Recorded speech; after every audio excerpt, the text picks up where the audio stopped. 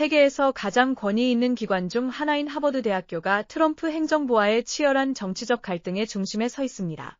이 갈등은 미국 고등교육의 미래를 재정의할 수도 있습니다. 트럼프 대통령 임기 초기의 행정부는 하버드의 문화를 재구성하기 위한 요구 사항 목록을 작성했습니다. 이 요구 사항에는 다양성 프로그램의 폐지와 리더십 교체가 포함되었습니다.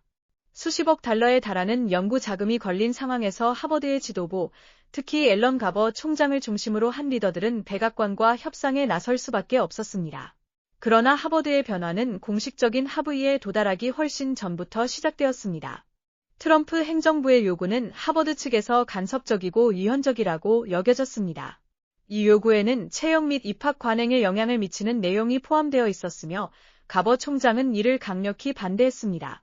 그럼에도 불구하고 하버드는 다양성 사무국의 이름을 변경하고 소수자 및 LGBTQ+ 학생 프로그램을 통합하는 등 행정부의 목표에 부합하는 일부 변화를 시행했습니다.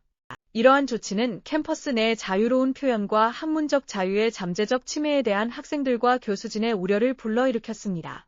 일부는 이러한 변화가 대학의 핵심 가치인 열린 표현을 위축시킬 수 있다고 걱정합니다. 역사학 교수 커스텐 옐드를 포함한 비평가들은 하버드의 행동이 정부의 압력에 굴복하는 것으로 보인다고 주장합니다. 그녀와 다른 이들은 이러한 조치가 대학의 사명과 독립성을 해칠 것을 우려합니다. 트럼프 행정부의 하버드에 대한 초점은 전국의 엘리트 대학을 재구성하려는 더 광범위한 노력의 일환이었습니다. 정부는 전례 없는 방식으로 수능을 강요하기 위해 권력을 사용했습니다.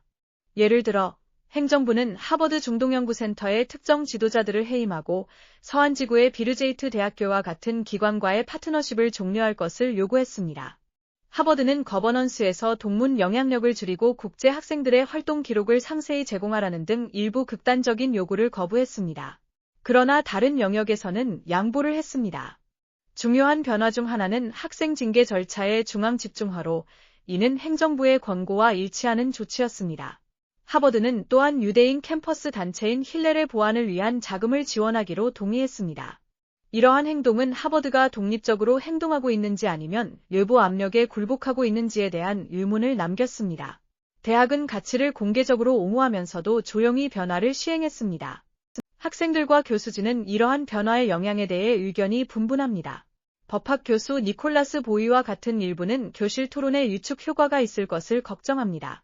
반면 학생 리더 노아 해리스와 같은 다른 이들은 이러한 변화가 상징적일 뿐 실질적이지 않다고 봅니다. 이 논란은 학문적 자유와 정부의 영향력 사이에 더 넓은 긴장을 부각시킵니다. 또한 대학들이 정치적 압력을 헤쳐나가면서 어떻게 사명을 유지할 수 있을지에 대한 질문을 제기합니다. 이 전쟁이 진행되는 동안 다른 기관들도 주의 깊게 지켜보고 있습니다. 그 결과는 전국 대학들이 유사한 도전에 대응하는 방식에 대한 선례를 설정할 수 있습니다. 하버드의 이야기는 독립성을 유지하면서 번영을 위해 필요한 자원을 확보하는 것 사이의 미묘한 균형을 상기시킵니다. 상황은 중대하며 고등교육의 미래가 걸려 있습니다.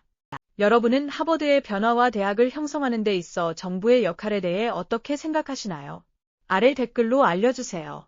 더 많은 교육 및 기타 주요 스토리에 대한 통찰을 원하신다면 좋아요, 공유, 구독을 잊지 마세요.